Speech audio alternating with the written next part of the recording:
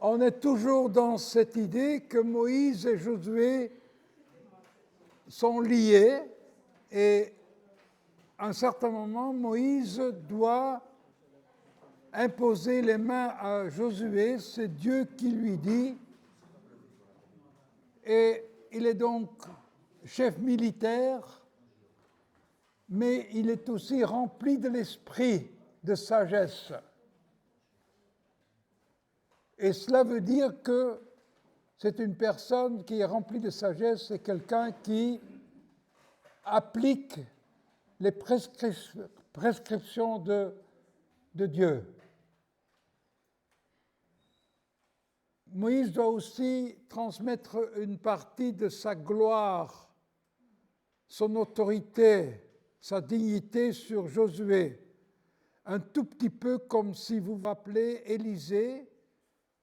Élisée, l'élève de Élie qui va partir, et Élisée lui demande une double portion de son esprit. Et puis, cette double portion est posée sur Élisée. Ouais, donc, Moïse, alors qu'il est mort, il vit en Josué. Vous comprenez ce que je veux dire?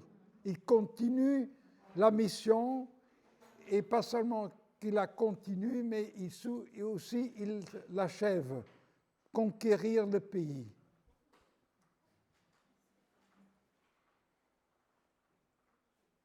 Et ce moment où Moïse meurt et Josué prend la relève, c'est un moment charnière. C'est la fin de l'Exode, c'est l'entrée du pays, la manne ne tombe plus, ils doivent vivre de la récolte du pays, et Josué commence à parler au peuple, à s'adresser au peuple lorsque Moïse a terminé son discours. Donc c'est vraiment une prolongation. Josué a continué l'œuvre de Moïse. Donc il ne faut pas regarder d'une façon inférieure à Josué, il est de la taille de Moïse.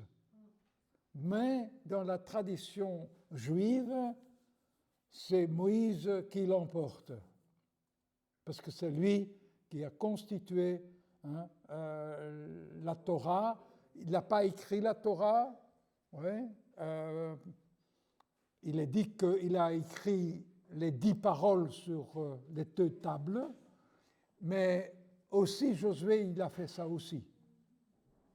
Et Josué est le seul, à part Moïse, d'avoir vu les 2 tables initiales, parce que vous savez que Moïse les a cassées.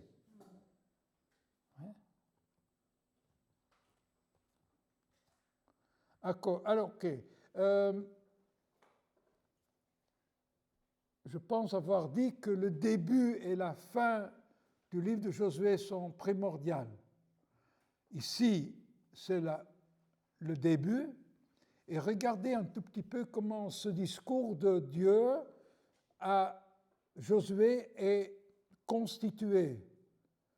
Fortifie-toi et prends courage dans le A. Ouais, le A', fortifie-toi et prends courage. Ouais, tu prendras la possession du pays, ouais, et avec toi, Adonai, ton Dieu, je l'ai dit ce matin, mais certaines personnes n'étaient pas là ce matin. Dieu dit, avec toi, Dieu sera. Toutes les traductions commettent une erreur là. Ils disent, l'Éternel est avec toi. Mais en hébreu, c'est avec toi est Dieu. Et cet accent, cette emphase change beaucoup. Il y a une différence entre Dieu est avec vous ou avec toi, Dieu sera. Avec toi et avec toi. Partout où il ira. Donc partout où il est, Dieu est. Ce n'est pas Dieu est là et il sera là avec toi, non. Là où toi tu es, Dieu sera là, à côté de toi, devant toi, derrière toi, au-dessus de toi. Magnifique idée. Alors, ensuite, fortifie-toi seulement et aie bon courage. Dans la A, c'est une question militaire. Il doit prendre possession du pays. Mais si en B, c'est autre chose. En agissant fidèlement selon toute la Torah,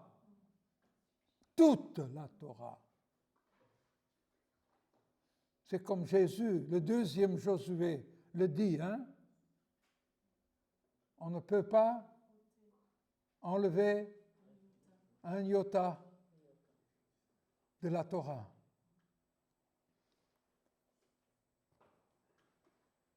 Pour agir fidèlement selon tout ce qui y est écrit, tout, comme Jésus le dit, car c'est alors que tu auras du succès dans tes entreprises, c'est alors que tu réussiras. Et encore une fois, ne t'en détourne ni à droite ni à gauche afin de réussir dans tout ce que tu entreprendras. Et vous voyez en brun, possession du pays, la prise du pays, tout ce qu'il va entreprendre. Et encore, que ce livre de la Torah ne s'éloigne point de ta bouche, médite-le jour et nuit. Comme j'ai dit ce matin, il doit le faire murmurer comme si un rabbin le fait. Les rabbins doivent le faire, parler, réciter la Torah, et ils murmurent jour et nuit. Bien sûr, c'est une exagération, mais on comprend ce langage. Mais regardez que le C et le C' sont au milieu, c'est là où il y a l'accent. Dans toute cette entreprise de prendre possession du pays, ce n'est pas les instructions militaires, stratégiques, mais c'est la Torah. Essayons d'appliquer ça dans notre vie. Parce que on parle de la Torah quand il s'agit de l'Ancien Testament, mais quand on a les évangiles, on ne parle plus de la Torah. Oh, il y a le mot loi, mais ça c'est le grec, nomos. Mais il y a Torah. Et quand Jésus prêche, quand il présente la parole, il faut toujours remplacer par la Torah, parce que tout est Torah dans les évangiles. Tout. Je vais même plus loin, même dans l'évangile de Jean, c'est Jésus qui est la Torah. Je n'ai pas le temps pour le développer ici, mais la Torah c'est Jésus et Jésus c'est la Torah. Au commencement était la Torah, et la Torah était avec Dieu, et non pas ce que les traductions disent, hein, je reprends, au commencement était la parole, et la parole était avec Dieu, et la parole était Dieu. Non, dit Martin Luther, il a raison, il n'a pas toujours raison. Non, en grec, ça se dit, au commencement était la parole, et la parole était avec Dieu, et Dieu était la parole. Je remplace maintenant, au commencement était la Torah était avec Dieu, et Dieu est la Torah. La Torah est Dieu, sa volonté, ses projets, ce qu'il pense, ce qu'il est, c'est concrétisé dans la Torah. Mais nous, on n'y pense pas parce que c'est toujours la loi. La Torah, vous savez ce que ça veut dire? C'est instruction. Ça dérive d'un verbe en hébreu qui dit expliquer, indiquer, enseigner. Bon, silence. Je trouve mieux justement cette enseigner, expliquer qu'obéir. Quand on a compris, c'est pas difficile d'obéir. Mais vous regardez, hein, donc le rouleau de Josué, le livre de Josué, commence avec la Torah. Ça, c'est le plus important de tout le livre. Et la Torah est appliquée par Josué. Il le fait. Là où Dieu le dit, n'en détourne ni à droite ni à gauche. Il obéit. Sauf ce matin, vous avez entendu ce que j'ai dit. Il va au-delà de la Torah. Grâce à Rahab, la bonté et la fidélité. Oui, ok? Ensuite, ok, ici vous avez, je ne l'ai pas montré, attendez. Ouais. Un zut. Comment?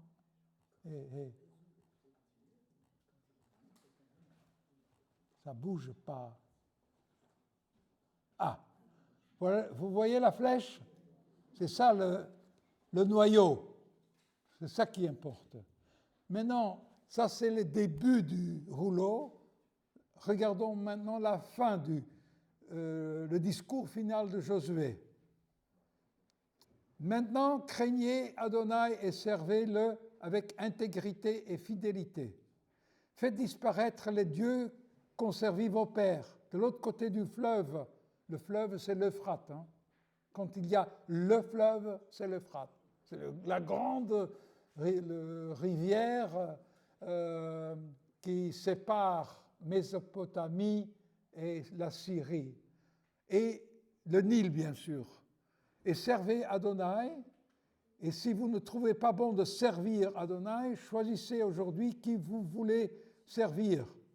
Ou les dieux que servaient vos pères au-delà du fleuve, ou les dieux des Amoréens dans le pays desquels vous habitez. Moi et ma maison, nous servirons Adonai. Regardez ce qui est en lilas, les verbes qui sont en lilas.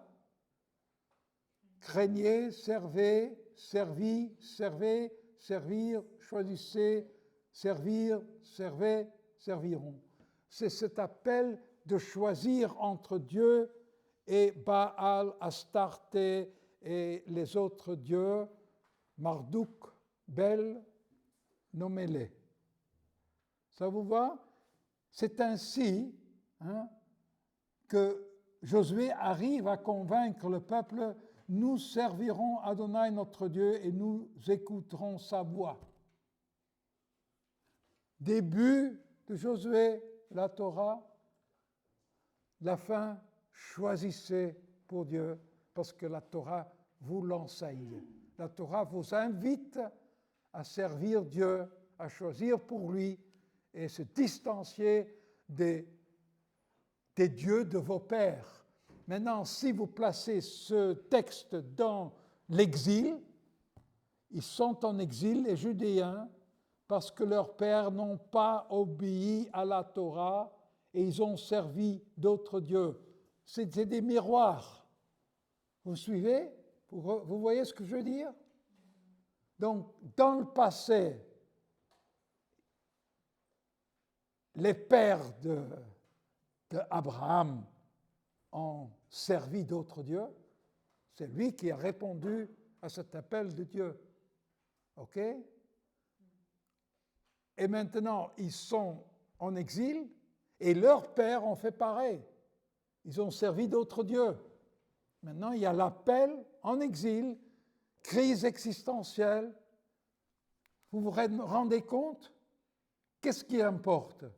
Il y a une seule chose qui importe, servir Dieu en gardant la Torah, ne pas quitter la Torah d'un pouce. Ça entre? Vous digérez? Ensuite, il y a une cérémonie pour célébrer l'alliance. Et vous voyez ici en rouge, Josué écrivit ces choses dans le livre de la loi de Dieu, de la Torah de Dieu. J'aurais dû modifier loi en Torah, parce qu'en hébreu c'est Torah. Il prit une grande pierre qu'il dressa là sous le chêne, qui était dans le lieu consacré à Adonai, et Josué dit à tout le peuple, « Voici, cette pierre servira de témoin contre vous. » Car la pierre elle a entendu toutes les paroles que Adonai nous a dites. La pierre. Donc, vous voyez le langage symbolique?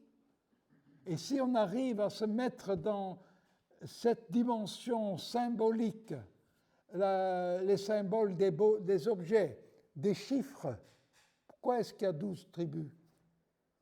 Pourquoi notre ami a raconté l'histoire aux enfants là, avec les 12 corbeilles?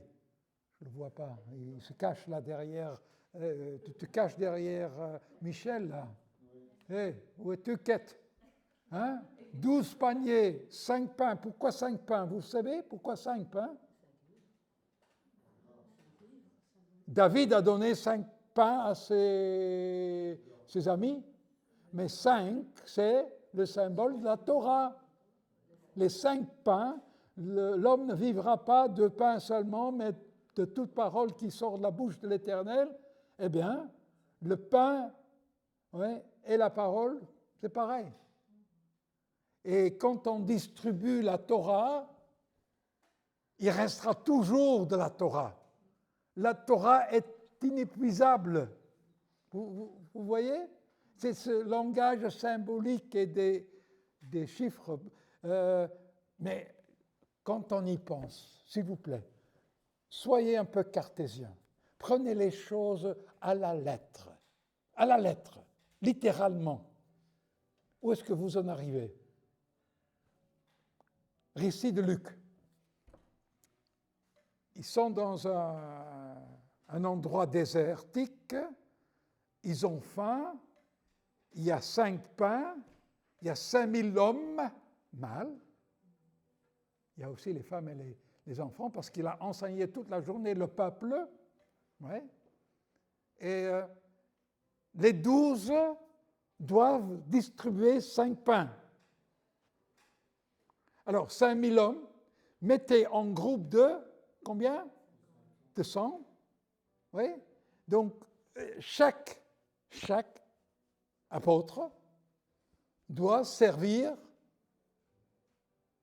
à peu près 800 personnes. Jésus donne les pains, ils prennent les pains, ils doivent aller vers les 5000 hommes, qui sont en 500 groupes de 100, 50 groupes de 100, doivent livrer les pains. Comment est-ce qu'ils vont distribuer? Est-ce qu'ils donnent à un de sorte qu'ils les distribuent à d'autres? Comment est-ce que de façon logistique, comment est-ce que ça se passe? Mais à la fin, il est dit que tous ont mangé à satisfaction. Ça veut dire que les femmes et les enfants ont mangé aussi. Donc les hommes ont dû quitter leur groupe de 50 et aller vers leurs femmes et les enfants. Mais ça, le soleil était déjà passé son point culminant. Ce n'est pas possible. Alors, Marie-Jo, dis ce que Jean-Flory a dit, à haute voix, s'il te plaît. Je faisais la différence entre l'exactitude et la vérité. La Bible n'est pas exacte, mais elle est vraie. Exemple, son enfant lui demandait qu'est-ce que c'est qu'une pile atomique. Et lui, il a dit, eh bien, tu prends une boîte et tu mets des billes et tu lances une bille. Et chaque fois que ta bille va cogner une autre bille, elle va se diviser en deux. Chaque moitié va se diviser en deux, ça fait une bombe atomique. Mais si tu prends une bille, tu la lances, quand ça casse en deux, tu bloques une. Ça casse en deux, tu bloques une. Ça casse en deux, tu bloques. Tu as une pile atomique. C'est pas exact, hein, mais c'est vrai. La Bible n'est pas exacte, mais elle est vraie. Donc, nous avons un récit qui est raconté par un juif, à des juifs. Eux, ils comprennent que les 5, ça représente la Torah, et que Jésus distribue la Torah à ces 12 apôtres qui distribuent la Torah à tous les hommes le distribuent à leurs femmes et leurs enfants. Magnifique quand même.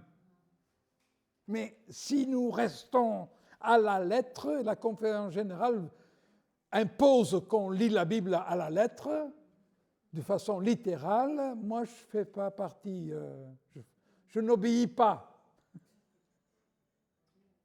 OK? Alors, cette pierre servira de témoin parce qu'elle a entendu toutes ces paroles et sera témoin contre vous, afin que vous ne soyez pas infidèles à votre Dieu. Voilà, clair et net. Ça, c'est la fin du livre de Josué. Début et la fin. Torah, plus important que les actions. Murmurer, méditer, apprendre à connaître la volonté de Dieu écrite de différentes manières sur la pierre, sur le parchemin, etc., etc. Ça vous va? Pas trop choqué? Non. Pas bouleversé à l'intérieur? Quand même, dans le bon sens. Quand même? Je demande pardon. Non, je ne veux pas vous heurter, hein.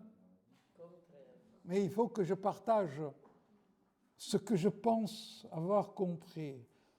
À la faculté, à Bruxelles, on disait avec le professeur Van Moer, c'est le texte et le texte. Ils avaient compris, mais le texte bien lu, bien sûr. Okay? Alors, la position des femmes dans le livre de Josué, je vais passer vite, mais à un certain moment, il y a là des femmes, elles sont 5, il y a Tirsa, notre collègue Tirsa Vandenbroek, qui est pasteur dans notre église à Anvers. Elles sont 5 et il n'y a pas de fils. Alors Moïse a dit qu'elles ont le droit d'héritage sur le champ de leur père. Et Josué l'applique. C'est ici un exemple qui montre que les femmes doivent avoir les mêmes droits que les hommes. Est-ce qu'on peut l'appliquer à plusieurs autres domaines que l'héritage?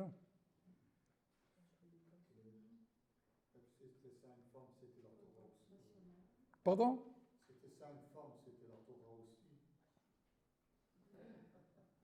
Je n'avais pas pensé, merci. Merci. OK. La fiabilité des récits dans le livre de Josué. Prenons, on ne peut pas tout traiter, mais prenons l'exemple du soleil. Vous connaissez ce texte dans le livre de Josué, chapitre 10.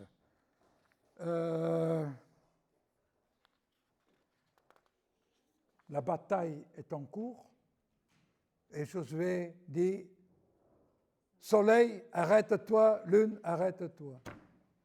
Ok, ma question à vous, est-ce que vous devez le prendre à la lettre ou pas? Qu'est-ce que ça veut dire, supposons que le soleil, mais quand vous regardez le soleil, il y a 2 jours, je rentrais de Eindhoven très tôt et il y avait le soleil je voyais tout le cercle là, c'est très rare, mais tout le cercle je le voyais. Mais est-ce qu'il bouge le soleil? On ne le voit pas, il reste. Alors, est-ce qu'il faut prendre ça à la lettre? Parce que si le soleil s'arrête, ce n'est pas le soleil qui s'arrête, mais notre planète. Si la planète s'arrête, qu'est-ce qui se passe? C'est la grande catastrophe, il n'y a plus rien qui reste sur Terre. C'est lancé dans l'atmosphère. Alors, mais là de nouveau, ceux qui ont envie, apprenez l'hébreu, mes amis. Le verbe qui est utilisé là, son premier sens n'est pas « arrête-toi ». Arrête, non. Ça, c'est le deuxième sens. Le premier sens est « tais-toi ». Tais-toi. Et je vais le dire plus clairement. Et si mon français vous heurte, je l'ai appris à Collonges, écrase. Écrase. Donc Josué dit au soleil, écrase. Oui, oui. Et qu'est-ce que ça veut dire? Les Amoréens sont là. Lui, avec les Israélites, ils se battent. Le soleil pour les Amoréens, c'est quoi? C'est leur Dieu. Il dit, vous n'allez pas intervenir parce que moi, je lutte au nom de Adonai. Écrasé. Vous n'avez rien à foutre, Collonges, rien à foutre ici. Et c'est tellement simple. Et non, mais non, mais non, toute l'astronomie doit être réécrite parce que Josué a dit ça. Il y a la même chose avec Ézéchias qui devient malade et qui demande un signe pour que l'ombre avance ou recule. Et il peut choisir. Il dit, avancer c'est facile, l'ombre doit se reculer. Et ça se fait. Est-ce qu'il faut le prendre à la lettre? Non. Non, c'est métaphore. Parce que dans les 2 chapitres précédents, les verbes avancer, reculer sont utilisés maintes fois pour dire que les Assyriens avancent et doivent reculer. Voilà, clair et net. Cet après-midi, c'est un peu un exercice de tenter de comprendre ce monde mental, cette culture de narration. OK? Vous allez en trouver encore d'autres. Disons la conquête de Canaan. Dans le livre de Josué, il est dit que tout le pays a été pris par Josué. C'est pas vrai. C'est pas vrai. Parce qu'ils ont dû s'installer parmi les Cananéens, Jébusiens, etc. Il y en a 7 en tout. Hein? Et là, le 7 aussi est significatif.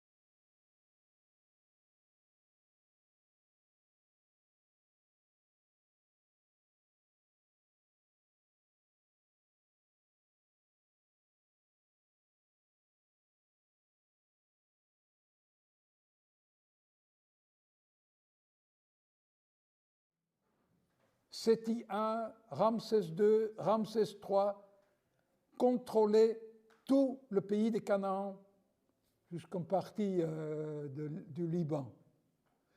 Et il y a plein de forteresses et de garnisons de soldats égyptiens. Essayez de trouver dans le livre de Josué un seul Égyptien, un soldat égyptien, il n'y en a pas. Donc de nouveau, quand on est dans l'exil, on se place dans le passé, on exagère pour faire comprendre, écoutez, quand vous retournez, quand vous rentrez, oui, vous pourrez vous installer. C'est pas facile, hein? J'ai mis du temps, moi, parce que je suis étudiant de Collonges où on prenait non pas tout, mais passablement de choses littéralement. Pas Jean Flory, par exemple, c'est UGD non plus, mais d'autres, il fallait prendre tout littéralement. Non.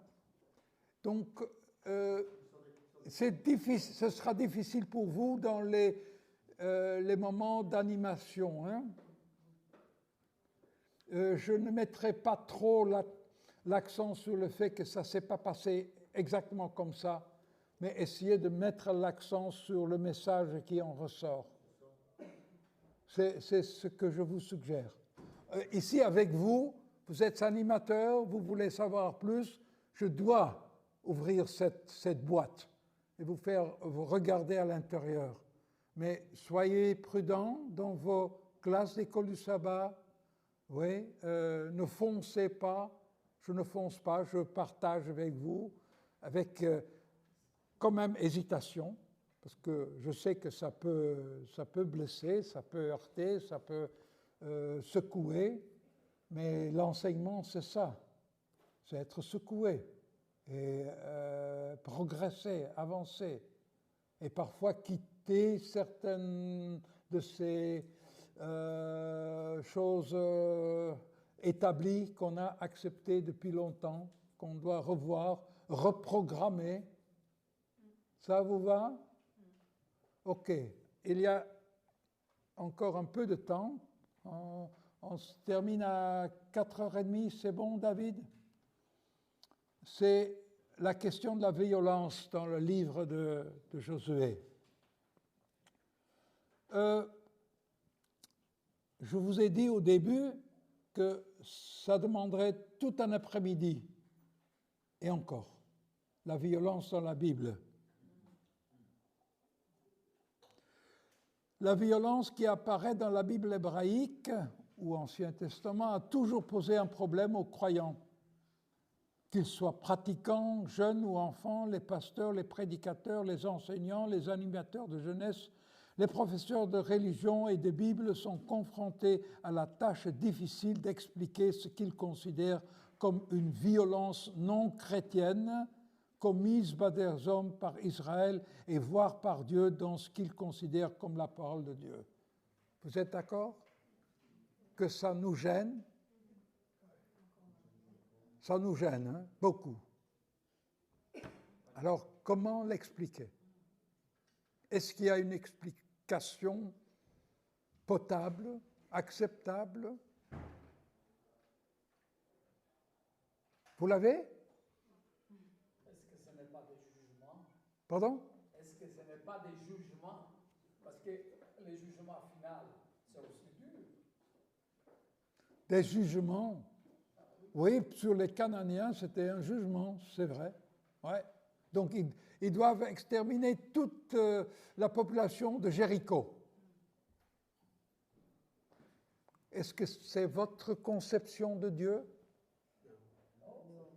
Ça correspond à ce que vous pensez, comment il est, Dieu? Alors, bien sûr, il est difficile d'appliquer nos compréhensions et de les projeter. Pensez au tableau que je vous ai montré, temps postmoderne ici et maintenant, et temps biblique là et alors. Est-ce que nous devons utiliser notre image de Dieu, conception de Dieu, et la projeter et donc changer tout dans le texte? C'était cette conception qu'ils avaient lors de l'exil. Ouais. Donc, quel était le but de celui ou de ceux qui ont écrit les 9 rouleaux? Quel était leur objectif? Leur objectif était de donner un lendemain au peuple écrasé, épuisé, traumatisé, déraciné. Et pour cela, c'est une culture de narration, de raconter des histoires. Ils ont puisé dans leur passé. Les grands moments, ils les ont mis par écrit, mais ils ont présenté sous forme pédagogique. Non pas, ils n'étaient pas là non plus, hein. C'est par tradition qu'ils ont entendu. Les traditions et les traditions orales se modifient, mais ils ont essayé, en tant que pasteurs, éducateurs, de synthétiser par des récits le message, la vérité qu'ils doivent accepter pour prendre courage, pour ne pas perdre l'espoir et avoir cette envie, ce désir de rentrer dans leur pays perdu. Ça vous va? Depuis le commencement jusqu'à aujourd'hui. Que veux-tu dire? Je dis cette époque jusqu'à aujourd'hui. L'heure aujourd'hui, c'était l'aujourd'hui des exilés qui peuvent lire ou entendre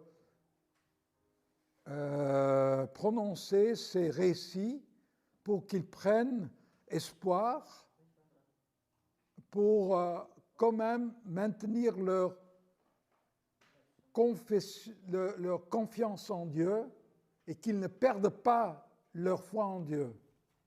Est-ce que ça... Mais il y a eu quand même des combats et des violences, des conquêtes. Pardon? Il y a eu quand même frère, des conquêtes Mais réelles. Mais aussi, de l'autre côté, on pourrait aussi imaginer, on pourrait aussi voir que quand le mal allait à son comble, la conséquence était aussi cette destruction. Parce qu'on voit aussi Dieu qui agit en Égypte, on pourrait dire que la violence était aussi à son comble, elle allait juste à tuer le premier-né Ouais. des Égyptiens, alors que les Égyptiens l'avaient fait aussi à l'égard des Yeah. Juifs. Ouais. Donc je pense que ça pourrait être compris que comme la justice de Dieu qui agit aussi face à cette violence intense où parfois l'homme va exagérer pour mépriser, malmener Israël. Oui. Ouais. Moi, je suis devant le problème, c'est que je pense comprendre le message, c'est que les exilés doivent comprendre qu'absolument, ils ne devraient plus se tourner vers d'autres dieux. Et que les 9 rouleaux sont là pour les aider de garder en mémoire les moments forts de leur histoire, avec un réel Moïse, avec un réel David, etc., mais que la façon comme les événements sont présentés ne doivent pas pris à la lettre. Je donne un exemple classique. David est dans sa chambre à coucher avec sa femme. Son nom m'échappe en ce moment. La fille de Saül.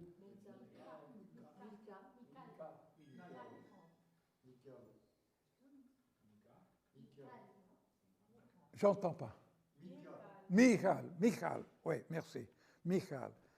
Et ils se disputent et disent des choses l'un à l'autre. Est-ce que c'est véridique?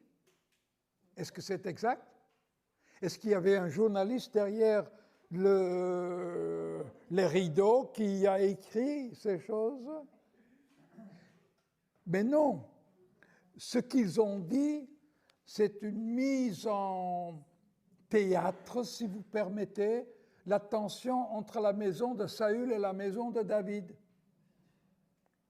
qui est mis dans un petit moment dans la chambre à coucher de Michal et David. Parce qu'il n'y avait personne d'autre qui était là. Ce qu'ils ont dit exactement. J'espère que vous ne trouvez pas que j'ai un esprit beaucoup trop critique, mais j'essaie de comprendre. Et donc tous ces récits, ces événements à travers les siècles, à partir d'Abraham jusqu'à l'exil, la connaissance exacte n'était pas là, mais les grands moments étaient bien dans le disque dur du peuple d'Israël. Et les auteurs ont présenté le fait que Dieu ne veut absolument pas que son peuple va encore adorer les faux dieux. Et c'est pour ça des récits de violence, il faut éradiquer, il faut vraiment exterminer. Et là, c'est à vous de choisir si vous pensez que ça c'est littéralement passé, que tous ces hommes, ces femmes et ces enfants, ces bébés ont été cruellement tués ou pas. Pour moi, c'est une façon de présenter ce message essentiel. Dieu ne veut pas d'idolâtrie, il est un Dieu jaloux deuxième parole des 10. Quand on lit les textes, par exemple, dans Ésaïe, dans Jérémie et dans Ézéchiel, ils parlent le même genre de discours que là. Ça s'est historiquement passé. On ne peut pas le nier. Alors, si ça représente quelque chose de symbolique et que ça ne s'adresse qu'à Israël, quelle est la pertinence pour nous au XXIe siècle? Pour moi, toutes ces histoires, je crois que c'est vrai, littéral, je ne discute pas ça, mais il y a un principe à retirer là derrière. Et c'est là-dessus que moi je veux réfléchir et je veux faire réfléchir les gens avec qui j'enseigne. C'est qu'est-ce qu'il y a comme principe là derrière? Ok, tu entends, tu lis une histoire qui paraît cruelle, qui est inacceptable à notre époque, hein, pourtant quand on voit autour de nous, on voit que c'est comme ça aussi. Mais quel est le principe qui te donne un lien avec Dieu? Et moi, je pense que toutes ces histoires de l'Ancien Testament ont une pertinence pour nous aujourd'hui au niveau du principe à ce que nous devons mettre en pratique pour avoir une vie en harmonie avec Dieu, pour être conforme à la volonté de Dieu, pour être heureux et pour avoir la possibilité de changer le monde. Parce qu'autrement, ce n'est que de l'histoire. Ouais, non. D'accord. Mais toi, tu parles de principe, moi, je parle de message. C'est le message qui nous fait réfléchir et d'où nous tirons des principes. C'est une question de formuler. Hein. On est arrivé vers la fin. Permettez-moi de vous énumérer en quelques points que je ne les ai pas mis. La question de la violence. Si vous êtes vraiment intéressé là-dedans, regardez tout ce que j'ai. Je suis prêt une fois à vous le présenter parce que c'est bien un paquet. La violence dans la Bible hébraïque commise par Dieu ou non, en son nom, avait un caractère temporaire. Elle servait d'instrument pédagogique avec lequel Dieu tentait d'élever Israël à un niveau éthique supérieur et peut-être à travers son exemple les nations du monde entier. Dans un noyau, je regardais tous les problèmes qui surgissent. La violence fait partie de la société et de l'histoire humaine. Qui est à blâmer? Dieu ou l'homme? Dieu est-il coupable de l'avoir provoquée? Dieu est-il coupable de l'avoir permise? Et alors, je présente, moi, généralement, ce problème de la violence en présentant Dieu comme chirurgien qui essaye d'enlever les endroits malades. Et c'est une preuve d'amour, non pas de vengeance de sa part. Et il pardonne là et quand il est possible. En deuxième lieu, Israël est appelé à être un élève chirurgien difficile. Il est difficile parce qu'il ne fait pas toujours ce que Dieu demande. Donc, vous connaissez probablement pas toutes les prescriptions que Dieu a données aux soldats israélites. Ils sont très intéressants. Libéralité envers ses propres soldats, libéralité envers ses ennemis. Parfois, des mesures sévères étaient inévitables, exigences strictes envers Israël. Israël n'est pas assez sévère, ou Israël est allé trop loin, a été trop violent, ce qui se passe en ce moment, malheureusement. Et puis, chose qui n'est pas connue, dans l'intérieur de la Bible hébraïque ou l'Ancien Testament, Israël apprend la non-violence. Dieu est à l'œuvre en tant qu'éducateur d'Israël, un éducateur sévère mais juste.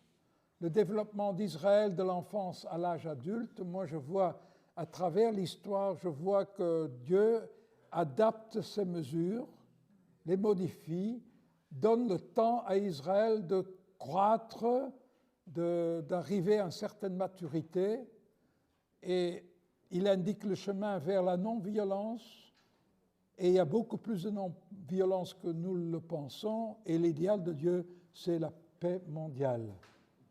Donc, voilà mes amis, ce problème de la violence, c'est trop restreint bien sûr, mais vous avez une petite idée comment peut-être attaquer les textes où cette violence apparaît. Moi, je refuse l'image d'un Dieu qui fait exterminer des hommes et des femmes et des enfants, des bébés, des vieillards. Je refuse. Ce n'est pas ma conception de Dieu. Mais en lisant les textes de l'Ancien Testament que je place dans ce contexte, que je comprends dans ce texte, je peux en tirer cette intention de Dieu d'aller en chemin avec Israël, avec le monde, pour l'apprendre à atteindre un niveau éthique social harmonieux. Ça vous va? Est-ce que vous avez encore des remarques ou des questions?